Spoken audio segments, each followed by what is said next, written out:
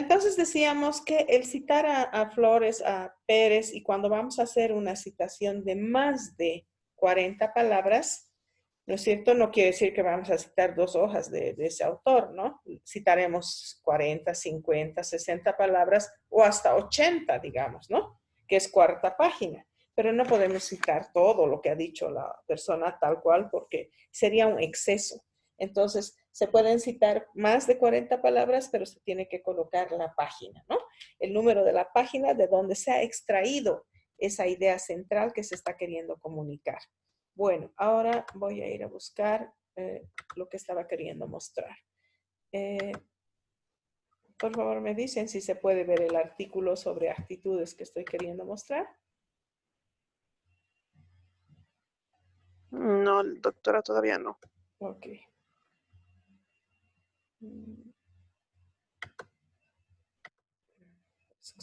Aparte, ahora sí. Bien, ahora sí, ¿no? Entonces, yo se los estaba leyendo el resumen de este artículo que han elaborado sus compañeras Catherine González, María y Medrano, Judith, Catherine Romay, María y Judith. Este resumen que luego deberán hacer, como verán, no abarca prácticamente ni media página, ¿no? Ni media página porque es un resumen muy corto. Decíamos que a la gente le aburre estar viendo resúmenes extensos y que igual que cuando ustedes han buscado los artículos, les interesa saber, a ver, ¿cuál es el objetivo? A ver, ¿cuáles son los resultados? Algo muy concreto, ¿no es cierto? Y las palabras clave que decíamos que se van a identificar en no más de 6 palabras clave. Luego tenemos la introducción donde vamos vaciando y acá estábamos haciendo énfasis indicando que cuando va a hablar Ferrante, ¿no es cierto? Y queremos copiar exactamente porque nos interesa lo que dice esta autora, debemos colocar el número de la página, que es un aspecto importante, ¿no? Es decir, debemos decir acá la página es 93, entonces esa página la mencionamos. Continuamos la idea y decimos para Paya, otro autor, en 2010, y comentamos, no es que copiamos, comentamos porque no lleva página. Por otra parte, decimos la Organización Mundial de la Salud en 2011, otra cita bibliográfica. Para Paya, otra cita bibliográfica. Entonces, esa parte no debemos descuidar y vuelvo a reiterar por no sé qué número de vez, porque la vez que me ha tocado revisar esto, he visto que persiste ese error. Entonces, eso es importante tomar en cuenta las citaciones que se hacen a un documento y que cuando son más de 3 autores, se tiene que poner et al, ¿no es cierto? Punto. Y aquí inclusive una coma debería haber acompañado. Punto, coma, así. Sin mayúscula. Aquí hay un error, así. Moreno et al, así, ¿no? Y continuar con las referencias que necesitemos. Bueno, en esta ocasión, ¿qué interesa que yo pregunte? O que yo aclare. Terminando la introducción, ¿no es cierto?, de haber dicho algunos conceptos sobre lo que es la discapacidad, haber incorporado esos pequeños conceptos de las palabras clave acá en esta parte de la introducción, me corresponde ahora decir cuál es el objetivo de este artículo. Conocer algunos trazos de las actitudes de los maestros como parte de la comunidad educativa, y aquí se parten de algunas preguntas, es decir, cuánto conocen los maestros, es decir, si aquellos maestros que tienen en sus aulas niños con discapacidad tienen actitudes más positivas. Ese es el objetivo de este artículo. Cuando ya vamos a la metodología, acá decimos que este estudio es descriptivo y que se ha trabajado con 150 maestros. Y colocamos a quienes se les ha encuestado, qué clase de personas eran, qué criterios de inclusión hemos utilizado, sexo masculino, mayores de qué edad, cuántos años de servicio, etcétera, ¿no? Luego también tenemos que decir, hemos dicho, que la descripción del instrumento. Era un instrumento con 11 preguntas adaptadas del instrumento de evaluación de actitudes hacia las personas con discapacidad de Arias et al, publicado en 2016 y que fue elaborado para recabar datos personales. O sea, hay acá una información sobre el instrumento. Podemos tener dos tipos de resultados. Procesamiento a través de una vía cualitativa, en el cual se está expresando en esta figura por frecuencia de palabras, ¿no? Que se puede trabajar con programas como el InVivo, como el Atlas T, o se puede trabajar también con el Word Counter. ¿no? O sea, el contador de palabras. Entonces, las personas se ve que aquí la mayoría ha tenido contacto con discapacidad intelectual, menos con discapacidad mental o múltiple, ¿no? Sino sobre todo intelectual, auditiva y física se destacan acá. Luego, cuando se les ha preguntado sobre sus niveles, sus sentimientos, los sentimientos que les produce la discapacidad, se han destacado la empatía, el amor, la igualdad y, por ejemplo, ayuda, aceptación, afecto, ternura, mucho menos, ¿no? Superación. Sí, por ejemplo, impotencia, pena, tristeza, vean, por este lado derecho. Entonces, eso es lo que han ido expresando las personas. Esta modalidad de representar los datos no es una modalidad estadística cuantitativa, sino son procesamientos cualitativos de las palabras que las personas han ido diciendo. Pero también en este cuadro verán, en este artículo, sus compañeras de facultad han hecho un procesamiento estadístico mediante un programa Excel y han presentado algunas tablas de frecuencias del nivel de satisfacción que experimentan los maestros en presencia de estudiantes con discapacidad. Entonces, los maestros, dice, se sienten muy cómodos, bastante cómodos, indiferentes, bastante incómodos, muy incómodos. Y entonces acá está que el 47 se siente muy cómodo, bastante cómodo y apenas bastante incómodo, un 1,9%, ¿no? Entonces, estos datos es lo que ustedes van a generar una vez que ya hayan aplicado los instrumentos a sus sujetos de estudio, deportistas, niños, madres, etcétera, van a generar una información. Hay que tomar en cuenta que últimamente no se permiten más de 7 cuadros. Por lo tanto, no hay que hacer, digamos, un cuadro de la muestra. La muestra fueron, qué sé yo, 30 personas, 20 hombres, 10 mujeres, de eso un cuadro, digamos. O peor, un aerograma de colores, que ya no está de moda, que eso es ya para los trabajos escolares. Como verán acá, la idea más bien es de una información bien limpia, sucinta. Estarán dándose cuenta también cuando revisan ustedes los artículos científicos, ya no encuentran esa clase de información, ¿no es cierto? En colores, así, que antes nos gustaba hacerlo, ahora ya no, la información es así, seria, sobria, porque es un artículo de investigación, no es una revista, para que entienda, qué sé yo, la revista de la universidad que se llama, no me acuerdo ya, expresión, eso, expresión, o de repente las revistas de la DC, donde, bueno, se pueden mostrar de una manera muy evidente para alguien que no entiende mucho de investigación, pero en el caso de estudiantes universitarios y que queremos además publicar en otros sitios, ¿no es cierto? Entonces nos fijamos y decimos, no, esto no va. Acuérdense, hoy 26 de junio, los aerogramas mal llamados tortas, ¿no? Porque no son repostería, los aerogramas, los diagramas de barras, no se permiten ya dentro de las publicaciones serias, ¿no? Las publicaciones serias como máximo pueden llevar quizás una cosita así, digamos, de sombra para que se sepa que ese es el subtítulo.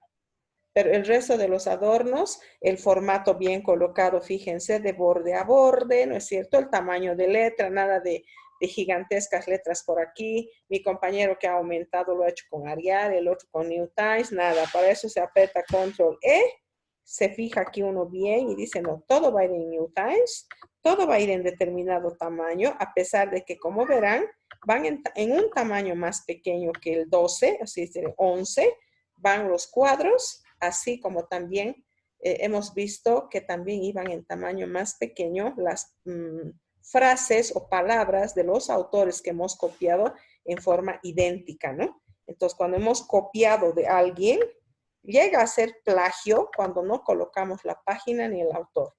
Eso es un plagio. En este estudio que hicimos ya con sus compañeras del 2015, Raiza y, no me acuerdo el nombre, ingratamente no me acuerdo el nombre de la compañera Chambi, que voy a mirar porque no puede ser que no me acuerde, ¿no ve? A ver, sobre todo por el afecto que le tenía. Cindy, aunque no dice su nombre, basta con la C para que me acuerde que el 2015 Cindy escribió con nosotros, y si yo no cito, no me cito y no cito a León y a Chambi y Cindy, a León Raiza y Cindy Chambi, estoy cometiendo un autoplagio. Yo misma estoy, digamos, incurriendo en el error de no citarme. Entonces estoy diciendo un estudio realizado por nosotras sobre barreras arquitectónicas afirma que estas representan el primer obstáculo para que las personas con discapacidad ejerzan su ciudadanía en igual de condiciones que el resto de las personas en la vida pública, ¿no? Entonces, no se olviden de hacer esas citaciones que van a ser importantes, como también en la metodología, citar el instrumento. Y acá eso han hecho sus compañeras y han citado y han dicho el instrumento pertenece a Arias en 2016. Arias en 2016 ha elaborado este instrumento, ¿no? Pero dicen ellas que lo han adaptado. Dice preguntas adaptadas del instrumento. Entonces están diciendo no está idéntico, pero hemos tomado de Arias. A veces se pueden tomar de dos autores también, sobre todo cuando son los instrumentos técnicos de medición orofacial, de medición de la postura, de evaluación del deportista, de valoración de la integración sensorial. No, estos son 50 ítems, no muy largo para preguntar por celular. No lo hemos reducido y hemos adaptado el instrumento. Ah, está muy bien, modificado también se puede usar ese término, ¿no? Entonces los datos van a ser importantes porque luego decíamos se los va a procesar. Ya algún rato les había hecho notar estos aspectos de formato que dan una mala impresión cuando uno empieza a recibir el documento así regado por todo lado y que no está siguiendo esta armonía que quiero mostrarles. Miren, acá hay una armonía, el título bien colocado en negrita, los nombres a la derecha, el resumen a la izquierda, esta parte, inclusive algunas revistas, las colocan en un número menor, ¿no es cierto? Ustedes ven ya, ahora ya están familiarizados con la búsqueda de artículos y ustedes saben ya cómo estos aspectos de forma tienen mucho que ver en esta, creo que mi gato piensa que tengo algún problema mental porque me doy cuenta que cuando empiezo a dar clases y nadie me contesta, él se pone nervioso y empieza a maullar, alterándome mi clase, disculpen. Bien, entonces, acá, por ejemplo, ¿logran ver lo que estoy mostrando? No, creo que no, ¿no? Entonces voy a volver a compartir y ahora ustedes pueden ver ahí, ¿no? Sí, doctora, ahora se ve. Gracias. Entonces, miren, dice este, es un artículo que dice efectos del ejercicio físico, pautas básicas para su prescripción en la enfermedad de Alzheimer, ¿no? Entonces, este artículo escrito por Nacimiento, Varela, Ayán y Cancela, que son los autores brasileros, están mostrando acá, miren, un resumen en un tamaño más pequeño, ¿no? Y cuando el artículo ya está aprobado, es importante su traducción en inglés, pero miren qué resumen más escueto. El resumen tiene, o digo, el artículo tiene como objetivo actualizar el estado del arte. Finalmente se presentan recomendaciones, prácticas y propuestas para la actuación sobre cómo prescribir ejercicios para personas con Alzheimer, ¿no es cierto? Entonces, miren que el formato tiene un tamaño de letra más pequeño que el resto del documento. A veces se pide en doble columna, ¿no? Dependiendo qué nos dice la editorial. Entonces, la editorial dice, van a mandar así, van a mandar correo electrónico, o sea, qué datos vamos a enviar, nos está marcando, y eso tenemos en esta materia, tenemos que acostumbrarnos a mirar esos detalles, que posiblemente para otras materias eso no es importante. Si presento en colores, presento en hoja horizontal, presento con márgenes de 1, a ratos de 5, otras veces de 7. Eso no es importante, pero aquí sí, porque eso da muy mala impresión al par evaluador y entonces nos rechazan el artículo e inclusive temas de ortografía, temas de ese tipo de cuidados que debemos tener. Bien, ahora para lo que tengo pensado para ustedes en esta clase es tomar en cuenta algunos aspectos de muestra, cómo van a procesar los datos, ¿no es cierto? Como les decía, para no decir, no habíamos preguntado el sexo de los pacientes y resulta que eso era importante. ¿Y ahora qué hacemos? Estamos viendo que más son los hombres que han contestado esto y no hemos anotado cuántas mujeres eran. O sea, esos detalles importantes que nos van a mostrar en este caso que no debemos descuidar los aspectos de planificación una vez terminado el piloto. Revisar bien lo que acá esta autora nos va a comentar. Empezamos entonces.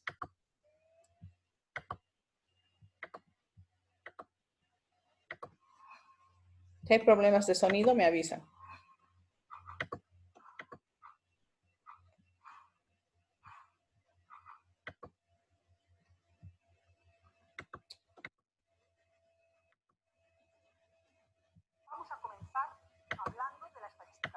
¿Qué es esto?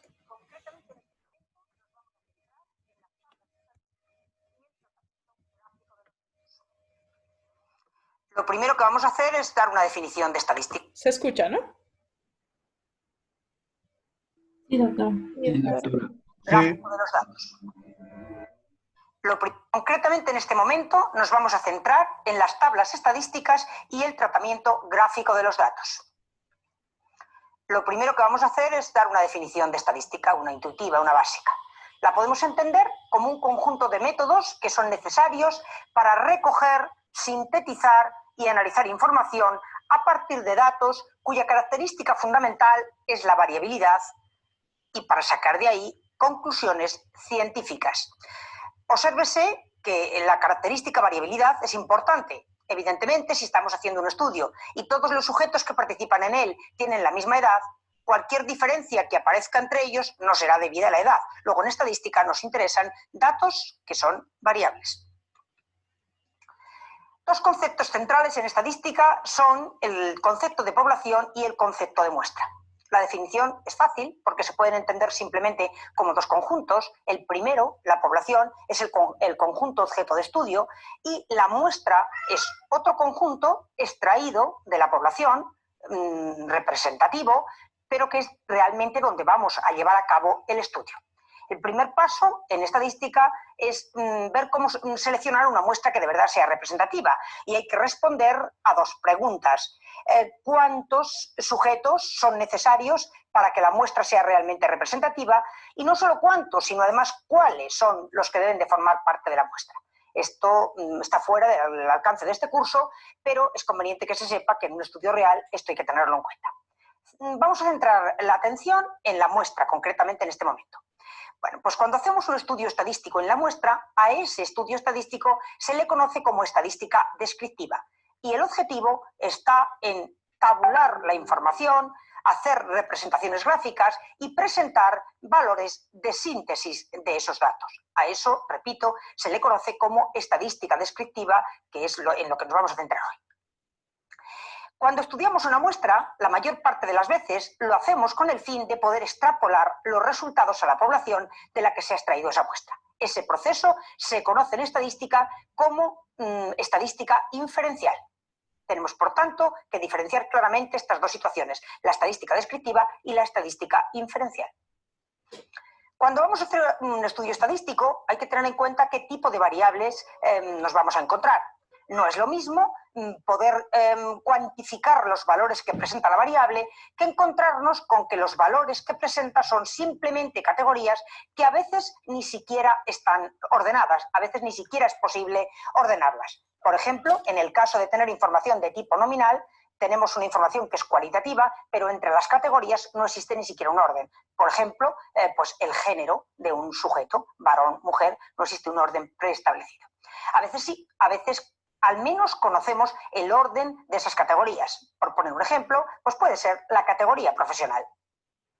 Cuando los valores de las variables son valores cuantitativos, también podemos hacer una distinción entre variables discretas y variables continuas. Una forma fácil de presentar la diferencia puede ser esta. Si dados dos valores de la variable siempre puede aparecer un intermedio, pues hablamos de una variable continua y si no es así, hablamos de una discreta. Un ejemplo, pues de variable discreta, el número de hijos de una familia y de variable continua, pues el peso, la talla. El tratamiento estadístico va a ser diferente según tengamos variables cualitativas o cuantitativas.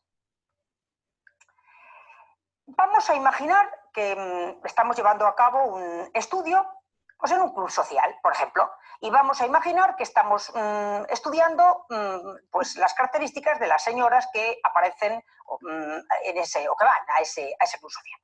Imaginemos que hemos preguntado sobre su estado civil y nos van diciendo soltera, soltera, viuda, soltera, casada, casada, viuda, soltera. Bueno, pues evidentemente aquí está toda la información.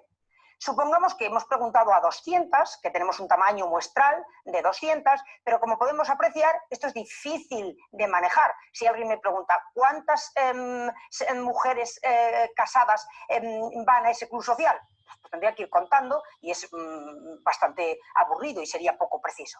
Bueno, pues si esta misma información la presentamos en forma de tabla, es mucho más manejable. Veamos.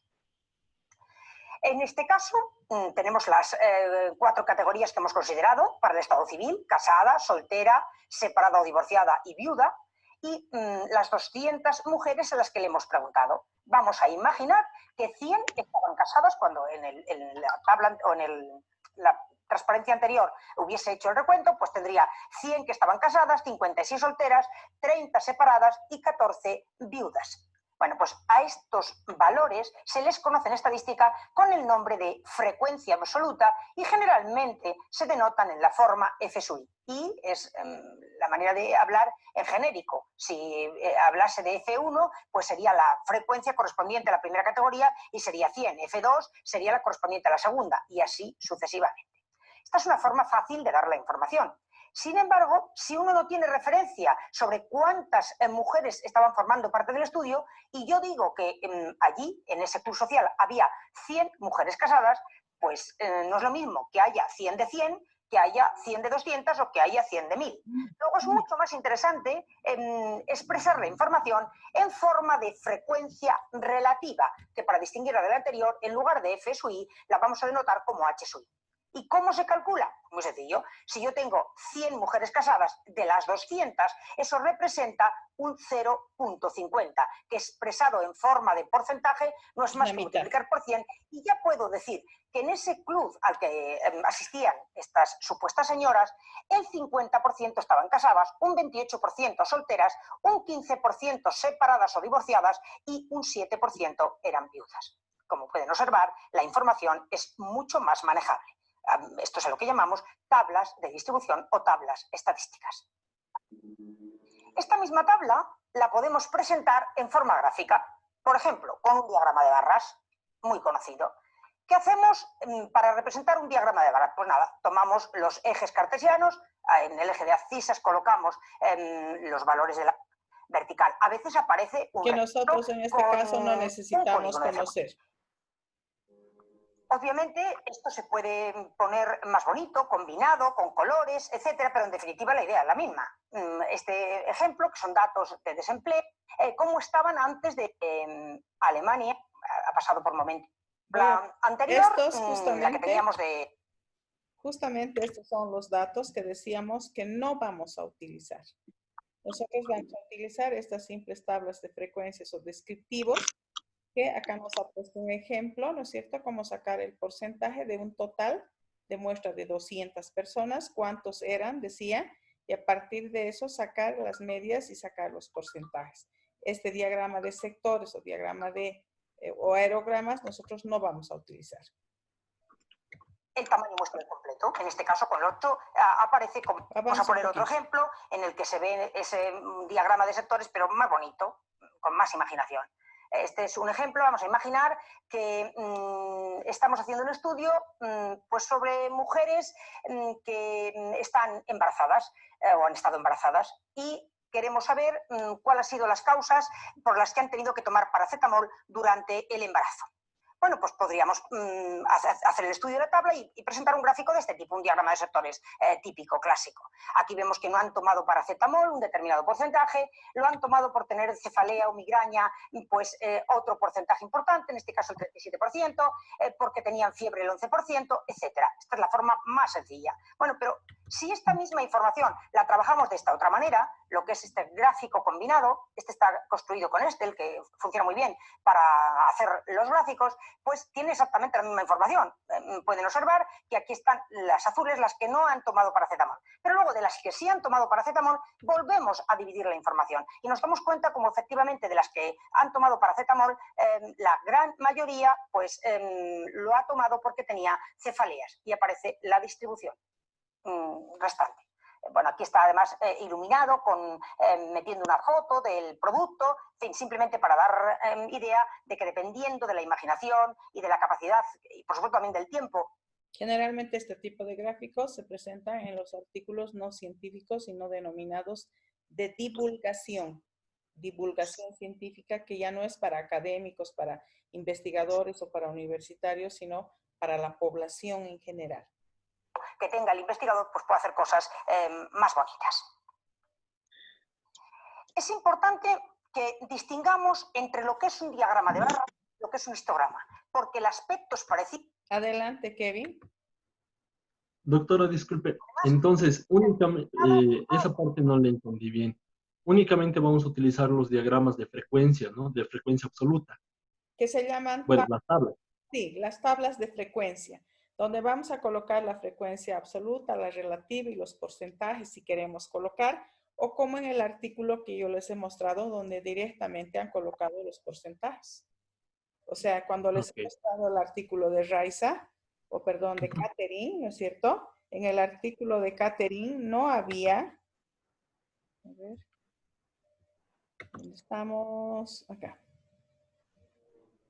En el artículo de Catherine no había frecuencias absolutas. O sea, ella podría haber colocado acá, ¿no es cierto? Frecuencia absoluta, relativa y colocar los porcentajes. Ahí le aparece, por ejemplo, 29%, no sabemos a cuánto equivaldrá de maestros que eran 150. Ah, claro. ¿No es cierto? Y a veces esa información al lector le podría querer saber. Por ejemplo, acá cerca del 50%, entonces yo tengo que acordarme y decir, ¿cuántos serán? 150 maestros, dijo. Ah, entonces casi 70, digamos, se sentían muy cómodos.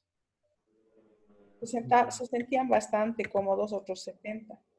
Y ahí ya son 140 y el resto de los 50 deben estar acá. O sea, tengo que deducir y por eso nos está diciendo esta mujer que se podría trabajar con esos absolutos relativos y con los porcentajes. Lo que estamos haciendo acá para que nadie se nos distraiga, estoy mostrando a propósito, porque cada año les digo lo mismo. Y cada año nos falta un grupo que agarra y alguien dice estadística. Ah, entonces hay que hacer estas tortas, ¿no? Y le chantan eso. Estamos diciendo que eso no estamos. ¿Ya? Ya, está muy bien, doctora, gracias. Y la altura efectivamente representaría o se correspondería con la frecuencia. Pero si tenemos intervalos muy distintos, no es así. Es importante tenerlo en cuenta, frecuencias, como tenéis exactamente una copia de la portada. Según el recuento oficial de votos de las elecciones, deja los resultados los gráficos, porque a veces venimos con una línea por los gráficos, en el caso de la variable cualitativa. Hay que tener cuidado con los gráficos, porque a veces pueden inducir error. He tomado un gráfico reciente. Este gráfico se corresponde a la portada de la Nueva Prensa de Oriente, que refleja los resultados de las pasadas elecciones en Venezuela. Esta es exactamente una copia de la portada. Según el recuento oficial de las elecciones, pues es bien sabido que el resultado fue un 50.66%. Doctora, creo que tiene que volver a compartir la pantalla. Para el otro candidato. Observen, 50 y 49, prácticamente iguales. Sin embargo, ahora sí. a la vista del gráfico sacamos esas conclusiones. Observen, cuando en lugar de poner un rectángulo, una barrita, colocamos una figura alusiva, la información es la misma, es la altura a la que se lee, pero lo llamamos pictograma porque tiene un gráfico alusivo. En este caso han puesto a los candidatos y obsérvese como uno lo han puesto muy alto y el otro lo han puesto muy bajo, lo cual puede inducir error. Observen el gráfico de sectores.